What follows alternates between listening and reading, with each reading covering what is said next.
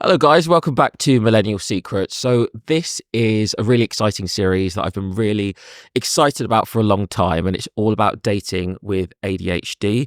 And the reason that I've chosen to do this is because there's a lot of people in my life, like friends and family, who do have it, and I think it's important that we talk about it. And I've got a really exciting guest with me today called Jamie, who you're the founder of an incredible brand new dating app called Mattr.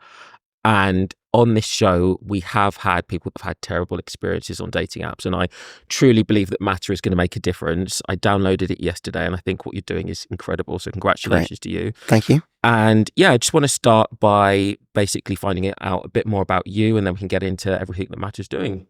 Of course. Well, yeah, great. Thank you firstly also for having me on. I'm really excited about this chat. I'm sure we'll get into the weeds of some really interesting conversation. Yeah. So a little bit about me. So my background is creative, like a bit like yourself, marketing. So I went to university, kind of did that, schooling, did that, all that kind of jazz, and then went out and started working in in the media industry. Didn't really enjoy what I was doing. I thought media, I was like, this can be really exciting. It's going to be really, creative and anything. It was really, really numbers based.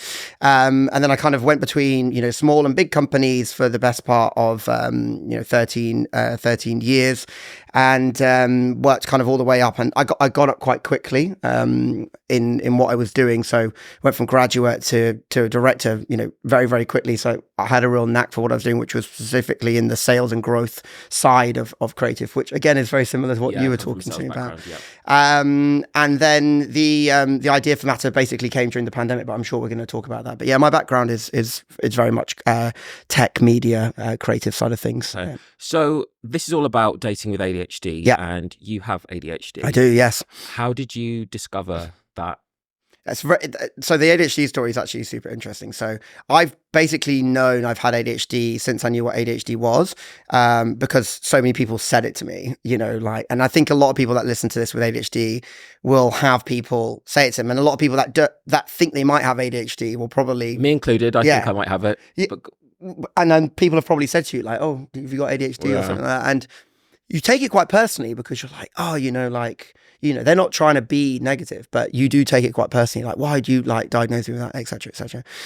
Then I started kind of reading up on what is in ADHD, like what are the symptoms? And I was like, no, this everything about this is me.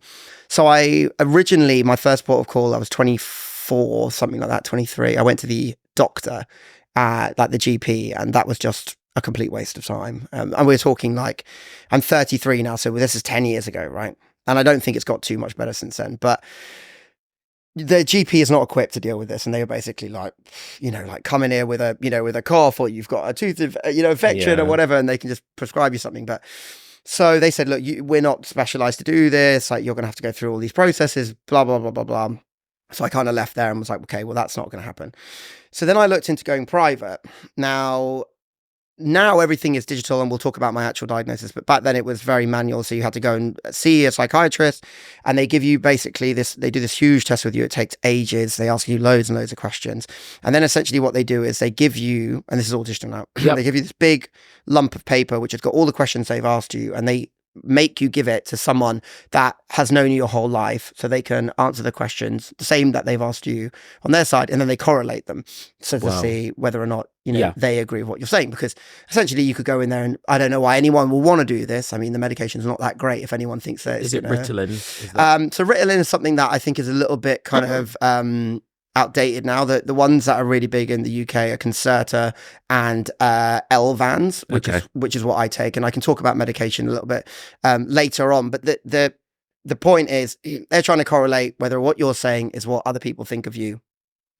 And I went and got this done. It cost a lot of money to do this, by the way. I can't remember, but I mean, it costs certainly a lot more now. But in typical ADHD fashion, one of the symptoms of ADHD is just getting things done quickly and dealing with the consequences when they happen. And I just put all of these papers, which I think I think it was my mum, it was so long ago, put all of these papers in an envelope and just posted them in the letterbox. If you've got 300 bits of paper that weigh X amount, you can't just put it in an envelope with a second class stamp. And so I just lied to my mum because she gave me the money for it and just said, oh, they said I didn't have it. Right. Because I didn't want to admit, because they said, well, you need to redo all of this again. It's another X amount of money. Yeah. So I was like, wrath of my mother or just deal with it. So from then I was kind of living with this condition I knew I had, but too ashamed to go back and do it or not having enough money. So then I basically ignored it and just got on with my life from the ages of 24 until the pandemic. And the pandemic was the catalyst of change, really. Yeah, because things got hard for everyone, right? And I'm sure it was heightened because of what we were all feeling at that time. For sure. Can you explain, like, what was it that was kind of, what was the straw that broke the camel's back during that time when you kind of thought, I need to get tested? Yeah. So I think, ADHD, relies on stimulation and dopamine and, I'm certainly not a neurologist or scientist or whatever, but, things that excite you, you're really, really interested in, hyper focused in. And you could see that from when I was a kid, like things that I were really interested in, I would be obsessive about them, And I was actually reading something very strange, it just came up on those, info pages on Instagram about kids that are obsessed with dinosaurs. And were you obsessed with dinosaurs? Obsessed. Okay. Obsessed. Anything else? Well, as I got older, the sports came into it. Skateboarding, I was really into skateboarding, had different skateboard, I knew if you were a skateboarder, I knew who sponsored your shoes, who sponsored your board, who sponsored the wheels, right. And that's kind of where the autistic side comes in. Yeah. I knew everything about everything. And you're very data driven, aren't you? You love numbers. I love numbers. Yeah. I like to see numbers. I find numbers fascinating. And which is, some people hate them. I quite like them. Words I don't really like. Okay. I do read a lot, but I prefer numbers. So the pandemic happened. All my stimulation was gone. I was put on furlough. Before then, I was heading up a really cool company called Talent Village, which was like a influencer marketing tech platform. So I was the head of sales there. So I went around speaking to clients. It was obviously cool clients. We worked with brands like Estee Lauder, Diageo, which obviously owns Ciroc vodka, fashion brands, all that kind of stuff. And then it was like, no one's buying Tom Ford perfume to sit in their kitchen, right? So all the budget's gone, sales wasn't needed, they kept on the account people, we were put on furlough. And then I was single at the time. My mum actually then made my sister come and live with me. She was like, you two should be together. Like my tenant moved out because she was foreign, she was from Germany, so she moved back to Germany. Right.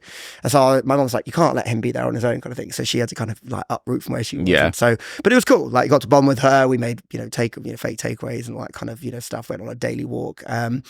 But it was like that lack of stimulation was just, I was trying to fill my days with anything like, learning music stuff, trying to keep busy, fitness, all that kind of thing. But it was really when I went back into the workplace that the real catalyst happened. So I was applying for loads of jobs, I was missing out on ones here and there. Then I got this really big job. So it was an agency called Little Dot Studios, which is owned by All3 Media, which is one of the biggest media companies. Yeah. And essentially what they were doing was setting up a new division within their office. So they wanted someone to come in and spearhead sales, this is a real big thing for the business. We're setting up this new division. So you can imagine it's like a startup, but it's within a massive company. So I don't know whether or not that's a good or bad thing, because you have access to capital to spend on things that you wouldn't be able to if you're a startup, but there's a lot more pressure. Risk, yeah. And so I was just freaking out about this. And I mean, really sleepless nights, being like, I don't know how to send an email again. What if I go in and I'm useless? And that was my hyper focusing on the failure. Yeah.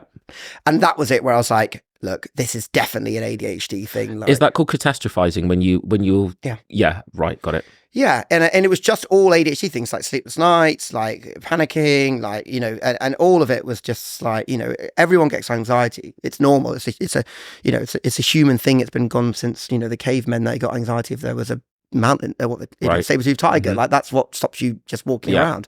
And so that's when I went and did the test, because I was like, I cannot go into this workplace being this nervous and anxious that I'm going to fail, because I'll never can't be live able to like get that, it. can you? No. And that's when I got the test done. Right. So just before I went into the workplace. So that would have been in March of 2021. And how did you feel when you got the diagnosis? It's there in black and white that you do have ADHD. Well, it wasn't even that. It was like ADHD with autism. Like, it wasn't, right, it wasn't. Okay. So that was the shock. The ADHD thing is like, I was kind of like, you knew that, but it was the autism. Were you upset or? No, I think my parents were a little bit like, because I think, if you look at the baby boomer generation, they've got a completely different mindset about these things, and, they think, everyone's getting diagnosed these days, everyone's got a label, but it's actually just the fact that the same amount of people had ADHD back in your day, but they were just like, that kid's naughty, or like, they were ostracized, or, they didn't have the testing. It's the same amount. It's not like it's growing or something, it's just more awareness. Were they quite worried that it was going to impact your life or your career prospects? I think it's funny because they really should have known, again, the education is so much more now.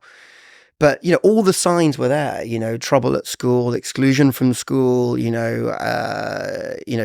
attention seeking in reports, things like that. And when you explain what that is, it's the lack of dopamine and the wanting to feel, like important or love, basically. You make a scene like that so people laugh and go, oh yeah, and that makes you feel better. And that gives you the dopamine that your brain is not producing in the same way. So, all those risk taking and kind of jack the laddie things, they're not because you are arrogant or things like that. It's because your body's not producing dopamine like everyone else in the classroom. And so, now looking back on it, they can probably see, oh yeah, actually that makes sense. In fact, actually, my parents are divorced and my dad was dating this girl, and or girl, she was 50-year-old woman. Yeah. But she said to my dad, do you think your son's got ADHD? And he got really annoyed about it. Really? Yeah. And this was before you had the way before. Yeah. So she was tuned into it. Yeah, of course. And I think that's been told to me by a lot of people throughout my life. So how did this influence your decision to create Mattr, the dating app? 100,000%. Okay, tell us why. Getting diagnosed and being told something like, it's kind of like, it's not your fault, right? But like the way you've behaved and the life you've led, sometimes you've not been in control of things. It's very hard. It's kind of like, there's a conversation. I mean, with I can't remember his name now. Who was the chap that just died? That was in Friends. Matthew Perry. And he was talking about addiction and how like he can't just have one drink. He's addicted, and he can't control himself and things like that. And that's kind of a little bit what ADHD is like with dopamine. So sometimes you just physically not to do something. Not to shout out in class. Not to throw something at someone. Yeah. But your body kind of just it takes over. Yeah. I've done stuff where I've literally done it, and then as soon as I've done it, I've been like, why the hell did I do that? Why did I say that? Why did I do that? Do you have an example of that? Yeah, like okay, I'll give an example. I was out one night, I was drunk or whatever, and I was kind of like mimicking, like pouring it, like my mate was getting like I'm not going to say who it is, but it's not going to embarrass him or her, but I was kind of like going like, oh, I'm gonna pour this drink on you, like over your head, because he was kind of like in a bad mood, and then I just did it. I just poured a drink on someone's head, and then as soon as I did it, I was like, it was instant regret. Why did I do that? And then how did your friend feel in that moment? Were they fucked off with you? Or went mental, obviously, so. And you were like, oh, I'm sorry, I was just like, it was my, it was like, yeah, fun, like laughing. When you got to try and you josh someone like, oh, go on then, or, it's like, when someone, it's like this thing, when there's a big cake in front of you and you just want to poke it, or, everyone gets that little, little thing. But you actually do it. But I do it sometimes. Yeah. And it's like, I can't control it. Like it just happens. So did you, sorry if this is a leading question, but did you think that there was an issue with the current apps that are out at the moment, such as Bumble, Tinder, Hinge, the rest of them? Like, do you think there's an issue? Because everyone I've had on this show that's spoken about dating and their experiences with it has said there's a huge issue with it, whether it's unfriendly, they don't feel like they're being seen. I think you've done incredible research, and we'll get onto that, to do with like how people are discriminated on it. But is that what you thought, that there's a gap in the market for something that can change what's happening? Yeah. So I think for me, the idea for Mattr was I was very comfortable after my diagnosis being upfront about my diagnosis. And we asked a question earlier about, did it change your life and those types of things? And I kind of give the analogy. It's like, imagine you're walking around with a really heavy backpack on. Imagine it's filled with like 30-kilo dumbbells, and then someone just like pulls that off you. Yeah. That's what getting diagnosed with something your whole life. Right. And you get access to the medication. The medication has completely changed my life. Doesn't work for everyone. I know a lot of people with ADHD that don't take it. In fact, a person called Henry, who works very closely with our business, he has made a life choice not to take medication. That's his choice. Might not work for him. It certainly works for me. I saw a guy on Stephen Bartlett's podcast talk about ADHD, and he was saying that ADHD people taking medication is exactly the same as people that can't see properly wearing glasses. Stephen Bartlett has ADHD. Well, I mean, that doesn't surprise me in the slightest. Yeah. Yeah. Has he been diagnosed? He's been officially diagnosed. And I wanted to say as well, because this podcast is all about taking it about stuff. People with ADHD, it can be seen as a negative, but I actually would say in a lot of ways it's a superpower, because you've got the ability to think differently, and that's for things like dyslexia and other things like that. So I think the stigma with it needs to go. I mean, look at where you are now. You've created this amazing app. If you didn't have ADHD, maybe you wouldn't have been able to do this. I think it completely depends on when you get diagnosed. Yeah. And I think that's a really important thing to say. If you get through, like, I was a, high functioning person with ADHD that didn't know they had ADHD officially. I was in a good job. I was at a very good level. I had a team, underneath me, kind of thing like that. And then I got told I had ADHD. If you get told you have ADHD from the minute you're a kid, that you're different, that, you have a non-curable condition, if you're medicated from when you're a child, et cetera, your outlook on life is completely different. And I think that's a really important thing to say is, I think that you see a lot of high functioning ADHD people in the media, in sports or whatever it is. You mentioned, that so many I can bring out, and a lot of people are getting diagnosed now. What you don't see is all the other stuff where there's way more people with ADHD in prison than there is that are successful in the media. Yeah. I don't know the exact figures, right? I did know them, but off the top of my head, but you're something like, 3-4 times more likely to end up in prison. You're more likely to be a drug addict. You're more likely to be addicted to alcohol. You're more likely to be in prison. You're more likely to end any relationships in divorce if you have ADHD. Does that scare you? Of course it scares me, but I can see why it happens. But again, it's very much like when those things are happening, potentially for those things, I think, especially the prison things and the falling with the wrong crowd and, those types of things. A lot of those stuff happens when you're younger. So if you've told you've got ADHD from when you're younger, you can use it a little bit like, oh, well, I've got ADHD. I'm not saying people use it as an excuse. But for instance, I gave you an example earlier, like I bought a drink over, someone said, what if someone was like, go and rob someone? Yeah. What if someone was like, drink drive? Yeah. Those types of things. So yes, okay, I poured a drink on someone's head. It's bad. It wasn't the worst thing you could have done. Yes, exactly. If that's my breaking point, but some people's breaking points are not as strong as mine on that one. If someone says, come on, mate, go on, you rob that bank, you're the guy. Yeah. And you're like, oh, all my peers are going to love me. I'm going to go rob that guy. Then you end up in prison. That's very interesting. How is Mattr different from the other dating apps? Yeah. So the reason I started it basically was, I felt very comfortable talking about ADHD if I needed to. I was working with the D&I function at work. I got to, talk to the kind of heads about making it more inclusive. The one place I felt really crippled with anxiety and fear about being truthful about who I was on dating apps. And now the reason for that is because I think everyone knows that dating apps are super competitive, especially for straight males. The average users of dating apps are about 70% male. So extremely competitive for men, and therefore you try very hard to make whatever, and the same for women as well, but you try to make this perfect picture of yourself. And I'm not saying ADHD is a negative, and I'm not saying it's just about ADHD, but I didn't know why I was like, just tell them you got ADHD, like, you know what I mean? Like, why? But there wasn't that awareness and that education about it, and there wasn't that kind of understanding about it. And then I was thinking, well, these apps specifically for that's just a whole thing, whether that's ADHD, whether that's anxiety, whether it's lateness, whether that's just you don't like bars or dogs or really generic things that people like, and you feel like, oh, I can't write this down. One of my best friends absolutely can't go near dogs. She's petrified of dogs, even little Pomeranians. Yeah. I'm like, how can that scare you? Right, yeah. But, dogs are such a big thing. I mean, our top level of interest, I think dogs are second or third. Right. So you can see why writing that down would be negative. Anyway, so we wanted to create something that's more open where people didn't feel pressurized. But then what can we do as an app to make this more, just a better place for your mind? ADHD and something like Tinder is just terrible, right? It's the swiping. It's drugs. Yeah. It's drugs. It is swiping, matching, unlimited, put another coin in the slot, buy another super like, unlimited. You can put, fine, 18 to 45, London, 50 miles, swipe. That, during pandemic, nothing to do. Yeah. Addiction, money, it's gambling. That was something I was going to come on to because I heard you, I heard you on another podcast speak about this. They use very similar tactics to betting companies, don't they? And do you want to talk a bit about that and how Mattr doesn't do that?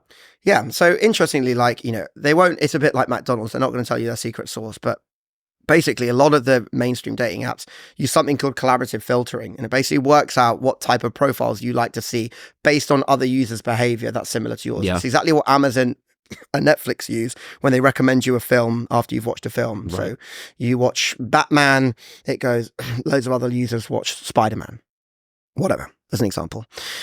So let's say this, right? This is especially, it's two people that are, minorities. Obviously you're black, I'm mixed race. So, we talk about this now. It's really interesting because they are the least, let's talk about black women. And I mentioned this on the other podcast. Yeah. Black women are the least liked profiles out of everyone from every other race, including black men, by the way. It's not the top most liked race. So if you're a black woman, right, your profile is not getting liked, you stop getting seen. So your profile stops getting shown because no one's like you, but there's no one seeing you to like you. So let me give you an example, and a lot of people don't know about this. Let's take me and you an example. We've both signed up to Tinder, but you signed up 4 months ahead of me. And it's not just you, obviously. It's this is an example. It's important. Yeah. So you and I both like blonde women, okay? Right, we both really like blonde women. But you don't like Southeast Asians, okay? That's your thing. I'm not, obviously, never said that you didn't, but that's what we're using as an example. But I do like Southeast Asians, right? So you're swiping all the blonde women, I'm swiping all the blonde women. It's working out we both like the blonde women. You've been on there before, so you're providing data. And this is a group, not just you. But you're not liking any of Southeast Asians. So then I don't see any of them because it's saying, well, he doesn't like them and he does like them and you like them. So it's matching you on the things you like, not on the things you dislike. Right. If that makes sense. So then I'm not seeing those people. So inherently, that is a very racist algorithm that they use because it means minority groups do not get the chance to get seen. And there's an absolutely great blog on this if you want to read more up on it. Is it called Monster Match? Yeah. I'm just looking at my marketing manager. These are shocking. These are shocking claims, and I think it's important that you're saying this.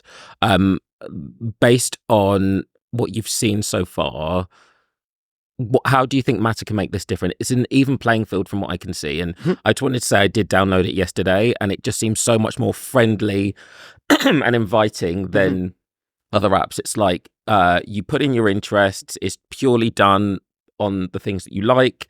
And it's only 4 people, and you can't match with that person unless you send them a message. Is that correct? Yeah. So what we wanted to do was we wanted to just take away, like we do so much research. I mean, I think we've done something like 2,600 individual people asking about dating apps. So you're getting a pretty good, sample of data there. And very interestingly, from all target groups where we did neurotypicals, which is just, the media would just normal, average, whatever it is, people. And then, minorities and neurodiverse people, anxiety, ADHD, dyslexic, whatever. Every single one of those groups had overwhelming as their number one word. So how do you make it less overwhelming? So we match you only based on interest. Okay. So what you put in is what you're going to see. And unlike other dating apps, we tell you why. So let's say you and I, let's say that I'm seeing your profile. Okay. I'm going to go, okay, if it's Tinder, I'm just seeing the face or whatever it is. It's going to tell me, okay, we've put you together because you're interested in X, Y, and Z, right? You like clubbing or cocktails or food. Yeah, all of that's true. All of that. Yeah, exactly. Me too. So it's a great match. And so we tell you why we've put you together. We only give you 7 people to see a day. Right now it's at 4. It's going up incrementally as we get more users. Why do we only give you 7? Because the human brain can only make 100% of choice with 9 options. That's the average. Okay. And I'll give you an example about this. If you go into a restaurant and you see the menu is 6 pages long, like you're thinking, this food's crap. Like, how can they make all this? It's not good quality. And then you go into a really nice restaurant and there's 4 mains. Yeah. The food's better quality. Yeah. So more choice. It's the paradox of choice. The more choice you get, the more negative you feel about that choice. So we limit the choice. We don't want you addicted to the app. A lot of apps, they say, well, this is how much, time people are spending on our apps and stuff. We look at monthly active users, like how many people are coming back throughout the weeks for the month, whereas people look at dailies and things like that, like how many times they're coming back every single day, So everything we do is about like chilling you out. You can save profiles. So if you see a profile you like, but someone's called you or you don't want to miss them, you can save it. You can come back to it later. We don't make you swipe. All your profiles are presented to you every day at midnight. So you wake up in the morning. Here it's a bit like a matchmaker would. Here are the people that we recommend to you. And we think you would be great on these dates because of this one. And we always tell you this is the top one. This is why this is the top one. And I think the great thing about what we do is we don't just tell you the people. Dating is a journey. It's an ecosystem. And what we're doing, which we feel is game changing, we're right in the infancy of it, but it does exist at the minute. We get you ready for your date. We help you get the date, and then we show you where to go on your dates. So it's really good, that feature. I just wanted to say that. I mean, I'm such a huge fan of this app just because I've had so many friends, and people will see on the episodes when people have spoken about it, either money is an issue or they just feel like they're disposable because they're not getting it. But you've got a really cool feature on there that helps people. So say, for example, you're a gym bunny and you just like working out. You've partnered with quite a lot of companies. Well, there's one in Wandsworth, right? Yeah. That you can sign up to if you're into the gym, or if you want to make cocktails, you get a discount off of that sort of thing. Yeah. So basically, when you come onto the app, once you've completed your profile and this is interesting. So people, when we interviewed them, they said, I want to get on the app quicker. It's too long to get on it. And then they moaned that there wasn't enough information in people's profiles. I'm like, well, those two things are kind of correlated. So what we do now is that we have what's called the Mattr Club or Mattr Perks. We're changing the name of it, but when you get your profile up to 80%. And also the reason we do that is not because we want all your data, it's because you'll get more matches. Like the more pictures you have, the more information, people want to talk to you about it. So we work with loads of different experiences and brands, venues, loads of stuff around London. And we promote their product through Mattr, and we push them out to our users and community, but they offer a discount that's exclusive to Mattr. So let's say you match with someone in fitness. We have like fitness classes that you can go to together if that's how you want to go on a date. We have cocktail making classes actually just down the road at B London, fantastic club, and Daniela, who runs that, is fantastic as well. You can go and get discounts there. You can do that in a group, etc., etc. But also we look at before the date. So we actually have the ability for free, which is amazing, to work with a relationship coach to build your profile. So a lot of people are like, I don't know what picture to put, and they go into AIs and, what shall I write here? And, especially if you're dealing with people that might be on the nervous end of the spectrum. So we have that availability. We have supplements so you can get your body going. We have fitness. We have hair and makeup. We've got all the get ready. And then we've got all the stuff for your date as well. And in the future, this will all be kind of, built in, aggregated, where we'll be able to build things for you. So what we want to do is be like a one-stop shop for the whole dating experience, a bit like what you'll see Uber are doing now. If you've noticed, Uber started off, and that sort of stuff. Exactly. So Uber started with cars, and they got scooters, bikes, now they got trains. What's coming next? Planes, they've got the boat, they've got the ferry. So instead of you having to go to like 6 different apps to plan your journey to Los Angeles, you can just go to Uber, get the taxi to the train station, to Heathrow, to the flight, and everything's in one app. So that's what we want to do. And why do we want to do that? Because it makes a better experience. But 2, it's completely less overwhelming. So that's a big thing for the future. It's there now. It's very scrappy, but it's there. It's brilliant. You have something on there called the Honesty Box, and I wanted to talk to you about that. Yeah. How important do you think it is, because we wanted to bring this back to ADHD, to disclose that you have ADHD in that honesty box, or just in general when you're dating someone? 100%. Dating someone with ADHD we're like oysters. You know what I mean? We're Marmite. It works really well for some people. It does not work for some other people. And I'm in a very very long-term relationship now. We're engaged. Congratulations. Thank you very much. Yeah, it's fairly recent, December. So she loves it. But she is that type of person that can deal with it. But there is rough with the smooth. And there's a lot of my friends' girlfriends that probably would think, how the hell is she doing this? And the same for me with them. Does she have ADHD as well? I don't know, but I don't diagnose people. Yeah. It's not something I do. Yeah. But I don't know. She's got a lot of symptoms that I think are fairly there. But she's neurodivergent. She's dyslexic. Okay. So there is a divergence of the mind there. And that's, and by the way, a lot of my ex-girlfriends before haven't been and stuff like that, but those relationships haven't worked out. So it's very important, I think, to disclose and yes, for ADHD, but just for anything. The point of the honesty box is 2 things. Especially as British people, we're not very good, like our American cousins at shouting about things we're good at as well. So the honesty box is something I'm really proud of myself or good at, and feel free to kind of blow your own trumpet, because no one likes someone that's arrogant, especially in this country. We're very stoic, but keep you stiff upper lip and all that kind of stuff. But the point of that is to showcase something that you might be able to help someone with, and it can be something you're good at skills wise. It could be something internal. You could be really ADHD people are really empathetic. And I've always felt that. I feel people's pain. And sometimes it's quite a lot because I really start to feel it can be nothing to do with me, but I can start to feel it very strongly when they tell me about things. And that can take that can take quite a bit from you, you know. And that's why a lot of relationships I've had where, you know, there's that thing, isn't there? Radiator and drain. When you've been with people that take a lot from you, that can really take its toll on ADHD people because they give a lot to you, whereas a lot of other people probably won't as much. But the honesty box has one bit where you put something you really like about yourself or something you can shout about, and the other bit is called something you might need to know, and that's I've got ADHD, so I'm gonna, like, one thing for me is eye contact, right? It's like, especially on a date, I look around a lot, like things in the corner of my eyes. I can hear things in the kitchen. If I can tune into conversations. And you're talking about superpowers over there. It's a bit like I can hear something. I think it's a great thing to have. I think it's controversial, but I think ADHD is a great thing to have. I don't know anyone who is unintelligent that has it. You're clearly a very intelligent man. You've done all of this. So yeah, continue. But that can be, it doesn't have to be as intense as having a fully diagnosed neurodiverse condition. It can be something like, you know, I really just don't like crowded places. My timekeeping's crap. You know, I'm not going to name her, but if she listens to this, she knows exactly who it is. A really good friend of mine, used to be a client, now is a really good friend of mine. Timekeeping is horrendous. You know, like 30 minutes late is a good day for her. And my timekeeping's the opposite, right? So even just putting that down, like, look, I'm just really time poor.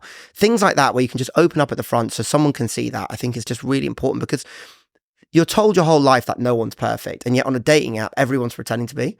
So it's like the dating app world is not like the real world. You wouldn't be able to go into a bar and be able to just dismiss 700 people in 20 minutes. Yeah. So we're trying to make it more normal. You go in, you know, 6-7 people there that you've had a look at, and that's even on a good day or whatever. You know, you're not going to like all of them. And we're trying to be more open and honest and try and be like, look, you're not perfect, and that's fine. And we say something which I love, and it was my sister that came up with this line, which is, be for someone, not for everyone. And that is the problem that dating apps are doing. It's like you're trying to appeal to masses and it doesn't work. Just be for someone. It's better to get 2 matches in a month that are really good matches that you're going to spend time with, hopefully going on dates with, etc., than it is to get 20 and they're just not compatible, you know, not your people. So there's a guy I went to see talk, and I remember his name because obviously his name's James Brown, so you don't forget that. And it was at this talk about ADHD and the brain, and I think he is a neurologist or neuroscientist, I don't know what the exact word is. And he was basically saying, like, there's this waiting room dentist ADHD situation. So neurotypical walks into the waiting room, they're staring out the window and they're just daydreaming. They're staring out the window. They said, yeah, your appointment's in 10 minutes. And they're just there and they're daydreaming. And then basically the woman comes in, or the man comes in and says, it's your appointment, and their daydreaming stops. They go to the appointment. ADHD person walks in, does the exact same thing, stares out the window, and they have the ability to turn off don't daydream now, you're going to dentist. ADHD person walks in, does the same thing, gets called for the appointment, all the way up the stairs, he's still in his daydream, in there getting his filling in his daydream, because you don't physically have the ability to have the focus of turn off the daydream. It's always there. And so this example is really, really, really poignant, because I went to the hygienist on Saturday and the exact thing happened. Really? You were in do you feel like you're in a daydream now? No, because I'm enjoying this. Oh, thank you. I'm glad. And we want people to join Mattr, don't we? No, of course. No, I'm enjoying it because I'm talking about something that's really personal to me. Yeah. I'm enjoying the energy that you're giving, talking about it, and the questions. And therefore, it's giving me dopamine to concentrate about what we're talking about. Yeah. If you were sitting here asking me, like my accountant does, about where's the receipt for that payment or whatever, then of course, then I have to physically try and focus. But, you know, I'm medicated, and today I took a very low dose of medication because I structure my medication doses depending on what I'm doing for the day. So when I'm trying to break the back of this big document, it's a full dose. When I'm going about my day in London, I'm doing podcasts and I'm meeting people, then it's a low dose, because it allows for different levels of, you know, because we want to be fluid in terms of me to be expressive and let the ADHD kind of seep through a bit within there, so it gives character, but also it just keeps me a little bit like, you know, on the straight and narrow. So what I wanted to know, I've got so many questions. It's such an interesting thing, and I think I'm probably going to have to get you back for a part two, because there's so many things that you've said that relates to everything that we've spoken about so far on this show and things that are coming up. Please do go ahead. If somebody matches with someone who's got ADHD, how can we make that the person with ADHD feel more comfortable? Do you acknowledge it straight away, or do you kind of pretend that you have that it's nothing? It's a great question. Firstly, do your have a little bit of research into what ADHD is like, and if you want to do that, we do on our Instagram, which I'll plug at the end. Dating with ADHD, dating with dyslexia, dating with autism, all that kind of stuff, so that people can see what that's like, or just have a little look about it online. I mean, look, ADHD is all over the press at the minute. Lots of people are coming out as being diagnosed. You mentioned Bartlett earlier. You've got Sam Thompson. You've got loads of people. So there's plenty of people there, but you need to understand that everything is kind of a spectrum. So, some people, I deal with some people with ADHD who I find extremely overwhelming and intense, especially because I have ADHD. I feel it even more because I'm like, oh my, the moving around, and that, it's hard for me. And you can get two ADHD people that can't, Do you think I've got ADHD? I only met you for 45 minutes. Sorry. And so I certainly can't diagnose someone like that. I think,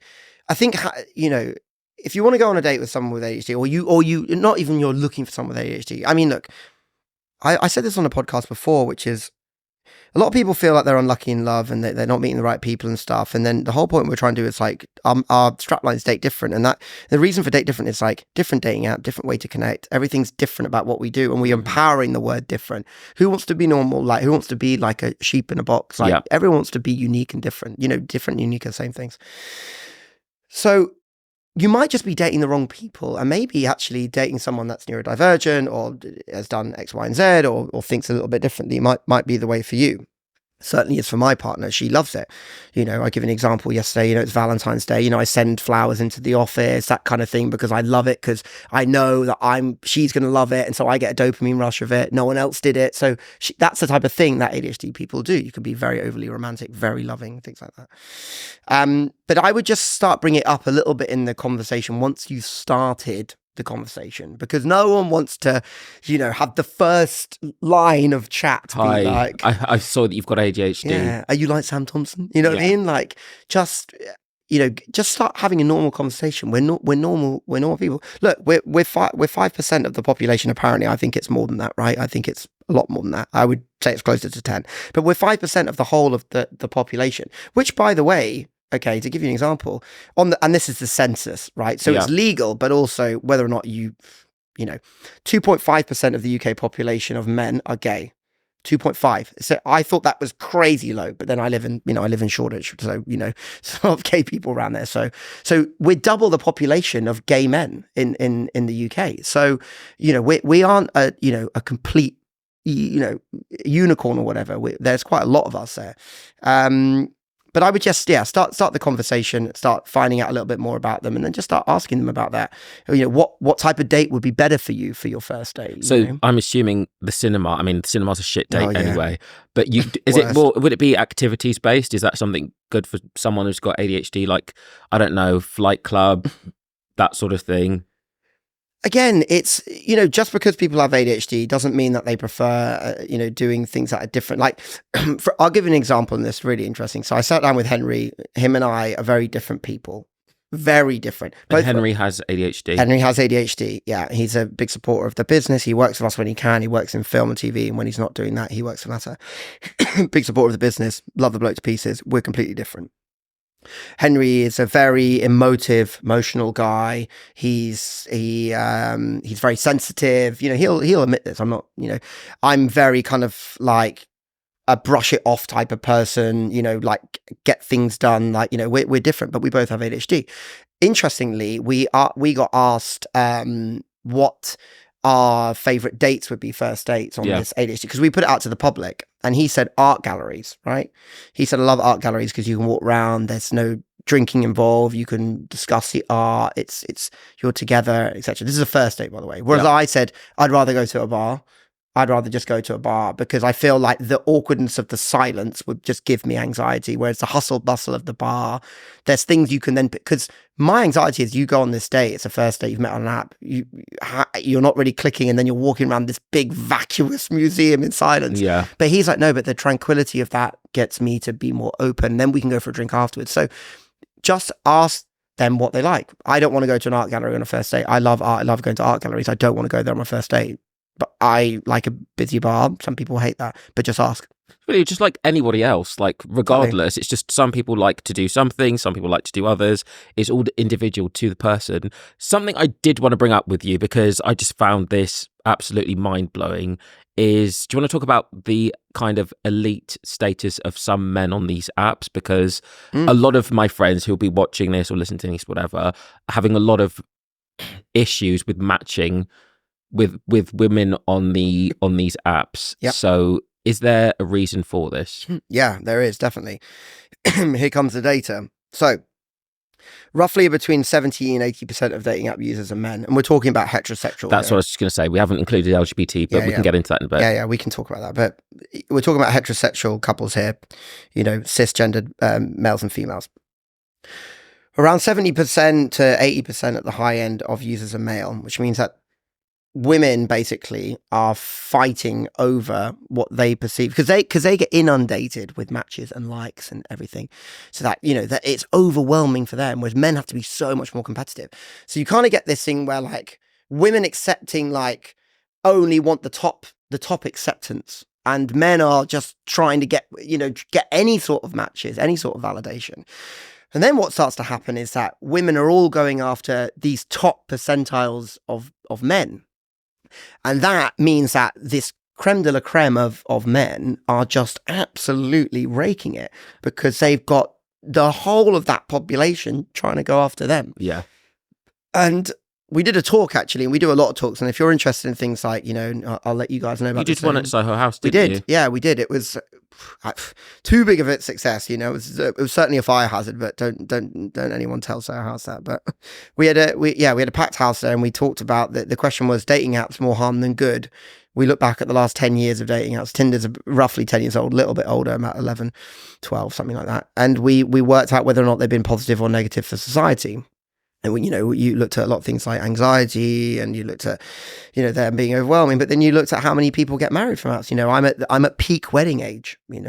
I go to, all my holidays on weddings. So I would say 50% of the weddings I go to are app based. I've already seen app children. So really? Yeah, of course. Yeah, That's strange. You're only, what did you say, 32? 33, 33. So So, there's a lot of babies happening right now, and there's a lot of app, there's app children. So, we were tossing it up. Anyway, after the panel, group of women came up to me and started saying like, we're not finding the caliber of men we want, and we're on the outs, we get loads of matches, but it's that caliber of men that we're after. And I said, look, that caliber of men that you're kind of going after, that that really high echelon, they are inundated by everyone. So my question back to them, and it was kind of a hard hitting thing, was and it wasn't me saying it was me asking. It's like, if that's the top caliber of men that you think that everyone's after, do you put yourself in that top caliber of all the women that are going after him? If he's got pick of the bunch, are you in? And it was a question. It wasn't me saying it. And they kind of looked at me like, oh, penny drop. You know what I mean? Like, am I the top 1% of women on this app? The answer is probably no, of course. Like, you know what I mean? Like, you're talking about 1% here. Yeah. No one's really in that percentile, but some people are. And so some men are killing it. Vast majority of them are not at all. And it's so interesting that you've said that, because I can think of two different friends. Obviously, I'm not going to name them because it's their personal thing. Mm-hmm. One of them, all the time, Terrell, I'm going out in Shoreditch. You just mentioned Shoreditch. I'm going out, whatever. He's at bars all the time. He's having loads of sex. He's recently finished a 10-year relationship, and he's out all the time. Good for him. And then I've got another guy who's just like, Terrell, I can't get a match. It might be the app as well. Yeah. I mean, they're both on Hinge and Tinder. I've argued that Tinder is a sex app, but that's another episode.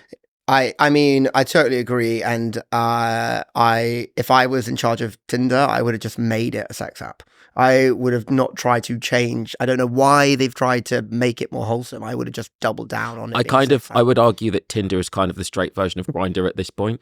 It is, but it's not got the functionality of Grindr. I mean, Grindr, I don't get a soundbite here and say I love Grindr. I think what Grindr do, the market they look at. I mean, we've got a sliding about Grindr in our deck, which is a really interesting slide because of the IPO valuation of it. And as I mentioned to you, they literally look after 2.5% of the UK market. Okay, they're a global brand, but I'm talking about UK here. 2.5% of the UK market are gay. Okay, they look after bisexual, they look after trans, but then these are small percentiles as well. Do you know what I mean? You're not getting that much more. And it's so successful that IPO'd at 1.26 billion, something like that. So it really shows you like how if you understand a community, how you can really, provide something for them. And, we've got a slide in there saying these are how many people suffer with neurodiversity and mental health problems, 45%, right, of young people. This is diagnosed in America, which is crazy. But, and we're not just for them, we're saying we can scale before that. But what Grindr do really well is they really understand their community. The functionality is all around really hooking up and sex. You're 20 feet away from me. You can just go on it and, you can see all the people around. You don't have to pay. You can pay for extra, blah, blah, blah.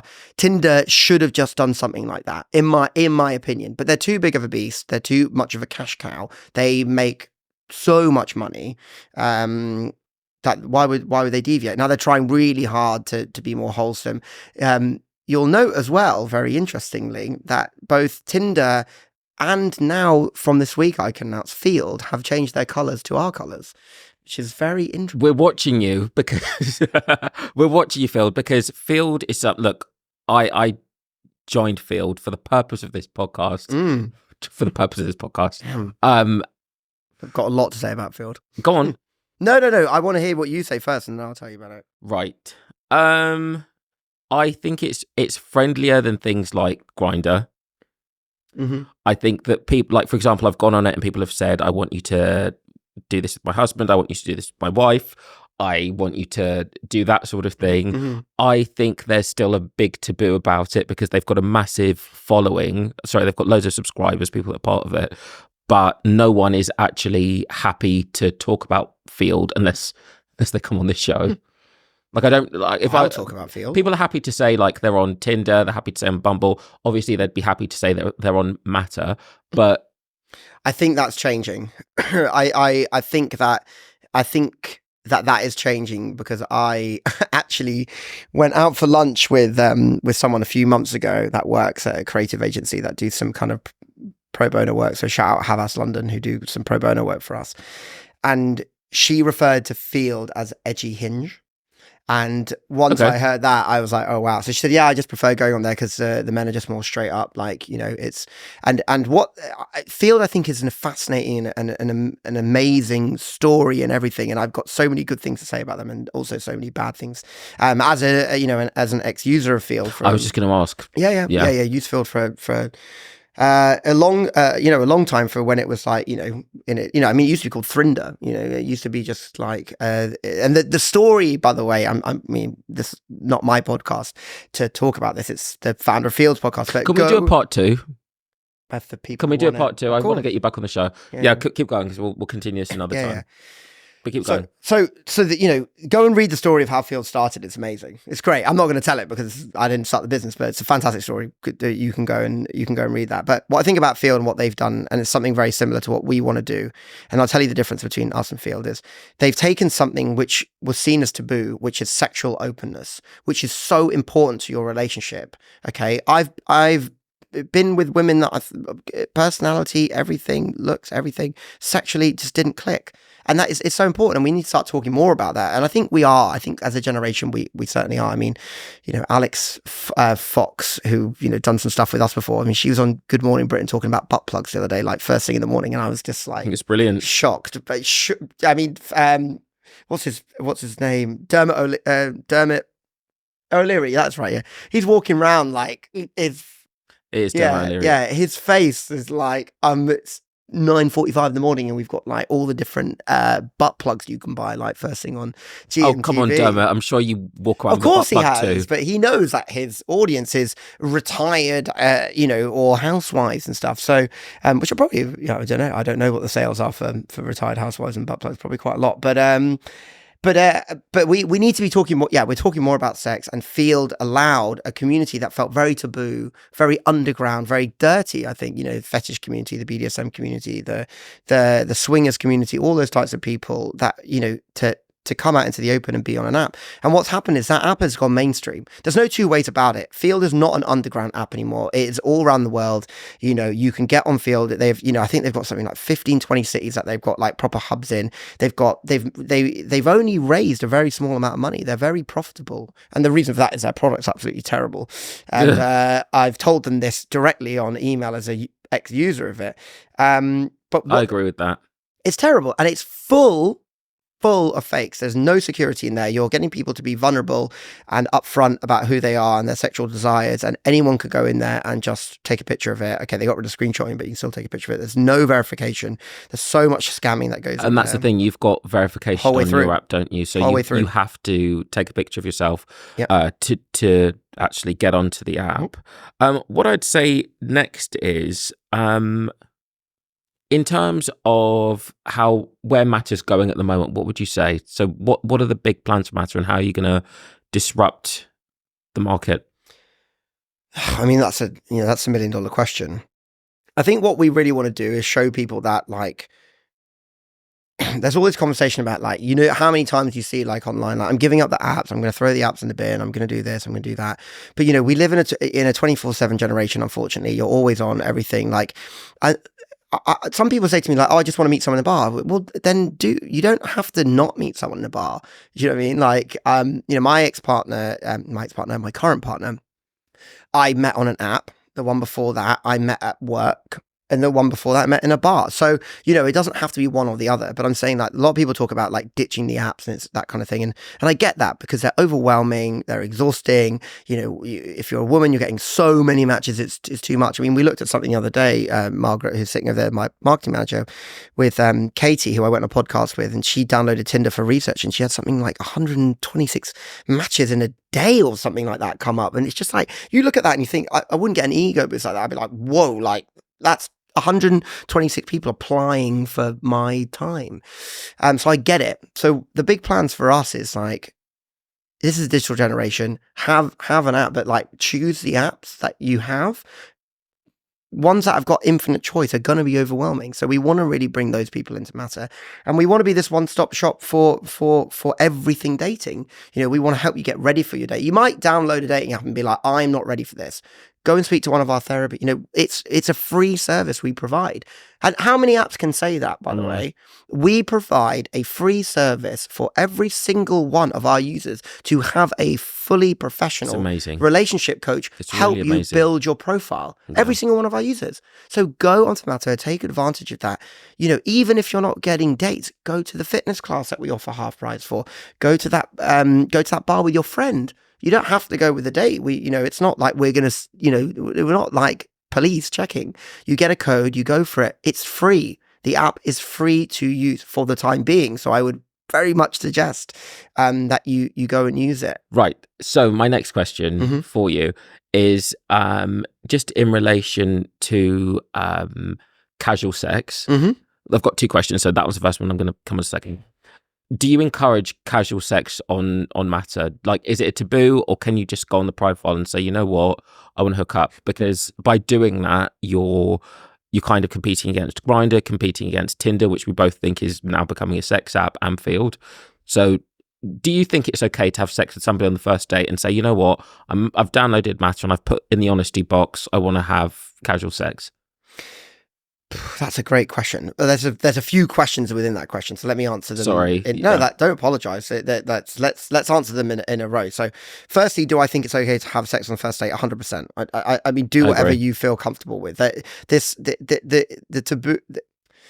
The thought of it is not what it's about what others will think of you. It's not really what you want to do. Like, I've had sex on the first date. And I think some people think, oh, well, if you have sex on the first date, then, they're never going to call me again. And that definitely, that might happen. But, that might happen if you don't have sex on the first date. Yeah. So if you want to have sex on the first date, have sex on the first date. Do what you want to do. If it's consensual, do it. Putting in the honesty box that I'm here to have sex is not really the right thing to put in there. That's meant to be about your mind. What you could put in there, and this is very interesting. Yeah. And maybe, if we've got some time here, we'll talk about this, is something called hypersexuality.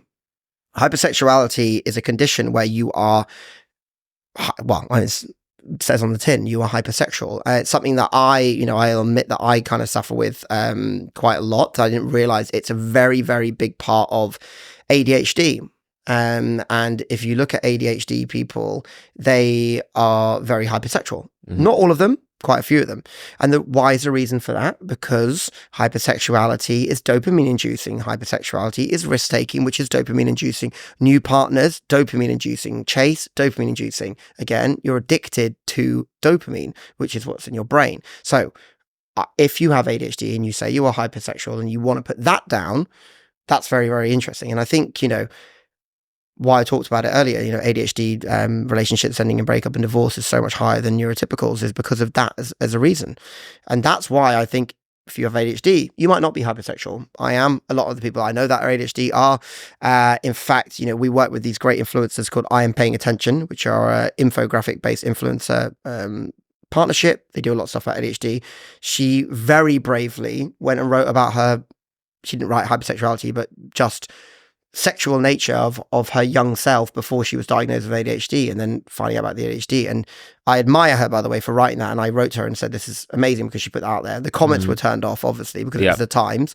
And, mine weren't on my article where I got told I was making it up and just get on with my life. And why do these all exist now, this condition? But that is something very, very interesting about the hypersexuality link with ADHD. And I think what we're seeing, if you have a look as well about non-monogamy and open relationships and all those types of things, it's growing massive. It went 17% year-on-year increase as a interest or a point on Hinge, which is why I think Hinge are really struggling at the minute because their app slogan is designed to be deleted, which we all know is bullshit because why would anyone want you to delete their product? Yep. And now they're promoting polyamory and non-monogamy.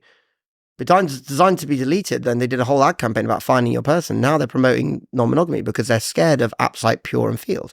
And the way that the young mindset is changing in terms of looking at what a relationship looks like for them. What works for you might not work for someone else. And, a monogamous, straight up relationship like that is being questioned for the first time and being questioned in a way where it's not a problem to question it.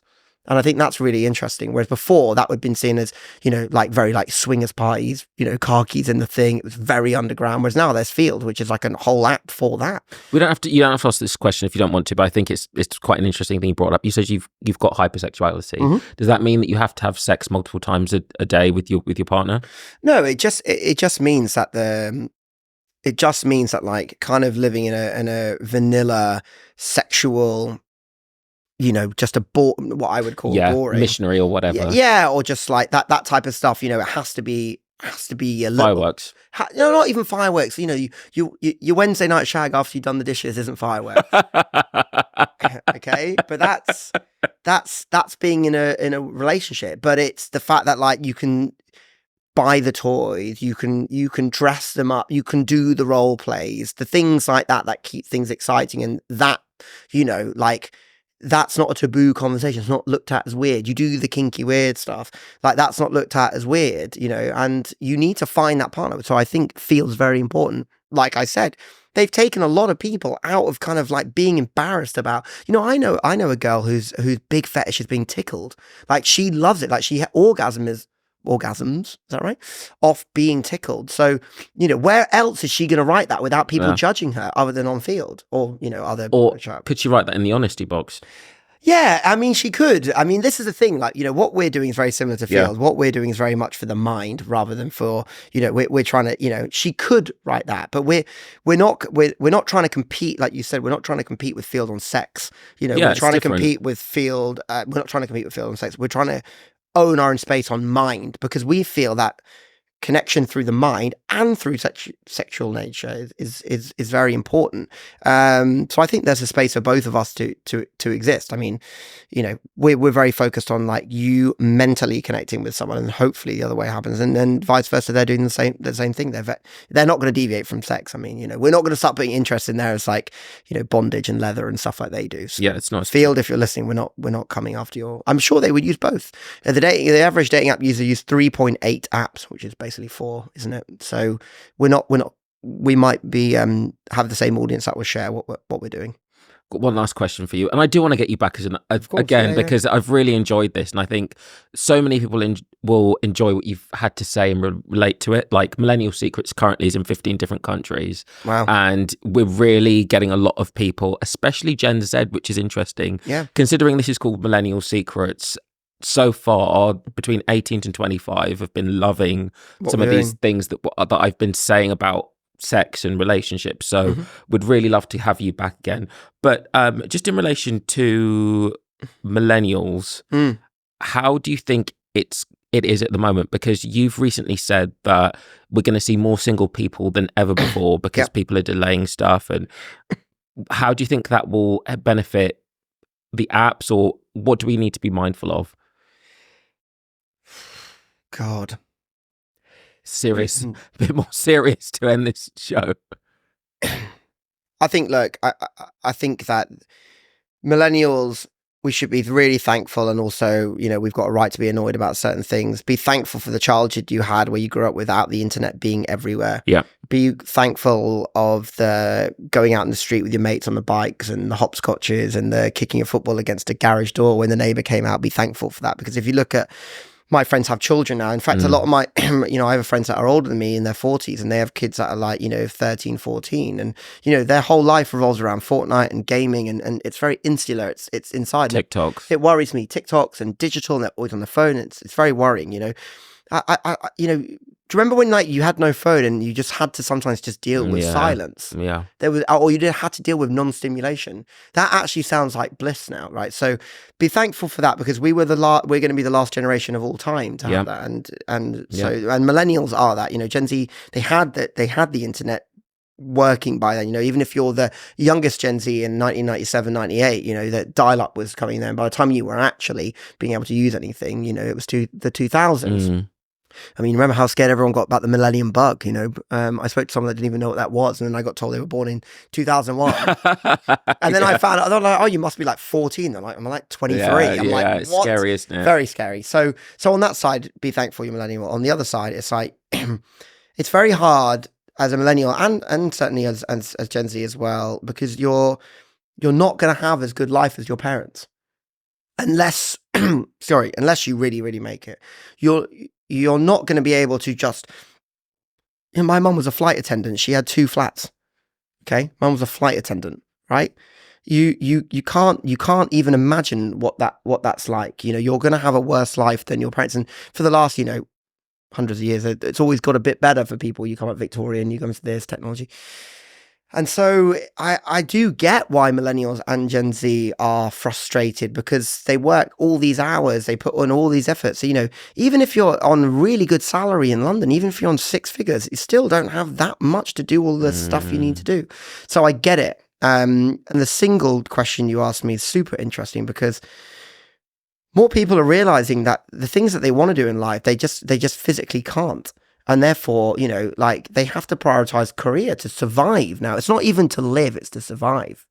You can't, children, so many friends have young kids.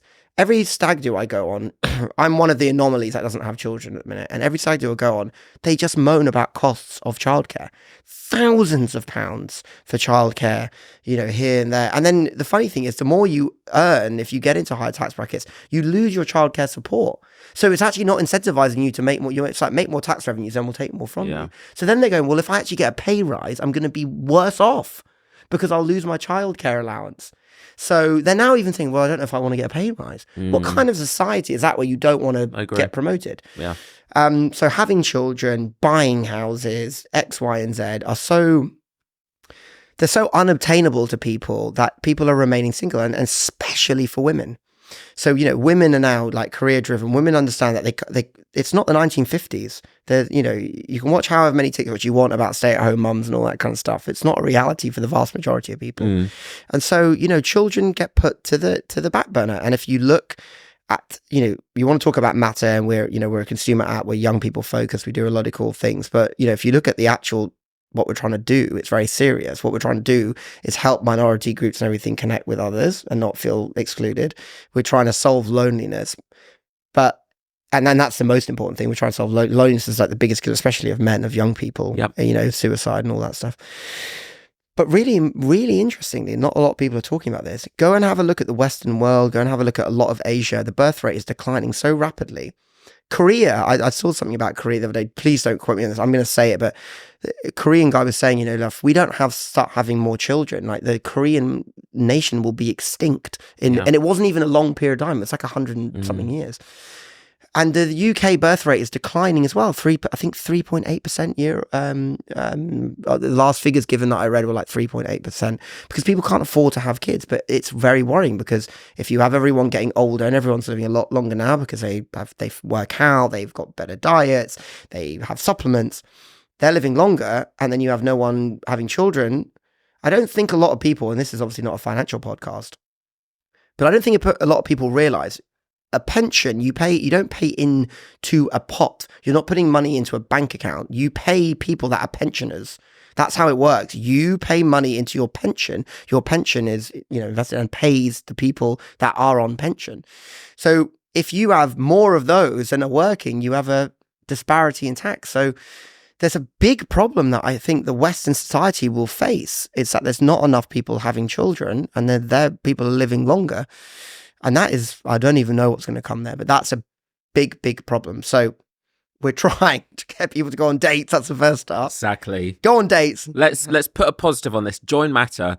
Do you want to plug anything just whilst you're here? Of course. Firstly, thank you so much for having me on. Welcome. I know we've gone over a little bit there, but I'd love to come back for part 2 because I think the questions here have been super, super interesting. And if you've liked what you've heard about Mattr and stuff, and you live in London, unfortunately, we're only going to London. We will move outside throughout the UK, but right now we have to do it, saturate the area. It's Mattr. We're available on both iOS and Android, so everyone can use it. Just type in Mattr, Mattr. And then for the socials, TikTok, Instagram, it's mattr.social. Again, no Mattr. .social. And if you would like to connect with me, if you're a business person, LinkedIn, my name is Jamie Johnston, Johnston, and then just type in Mattr, it'll come up. Brilliant. And just want to say, because I mentioned we're in 15 different countries, we're quite big in America, it's very big in New York and California. I say very big, there's about 3,000 people listening to this, which I think is great considering this is a new podcast. And great. Australia, we're quite big in Melbourne and Perth. Oh, Perth. So if people listening to this are in either of those locations, can they still request? Yeah. Firstly, if you are big, if it's big in Perth, a lot of my family live there. We're actually £10 POMs. So the £10 POMs was a big thing where the UK government wanted to get people to move to Australia because of overcrowding. They sent them there for 10 quid, and a lot of my family did that. So big up Perth. The best thing for you to do is to download Mattr anyway, and then when it comes to the city part, write your city in, and we save all of those. America, very, very interestingly, is what we're planning for. You guys need to be in New York. I'm telling you, you'd be huge in New York. Well, if you're a venture capitalist and you're listening and you want to come set us up in New York, then go on, Jamie, plug it.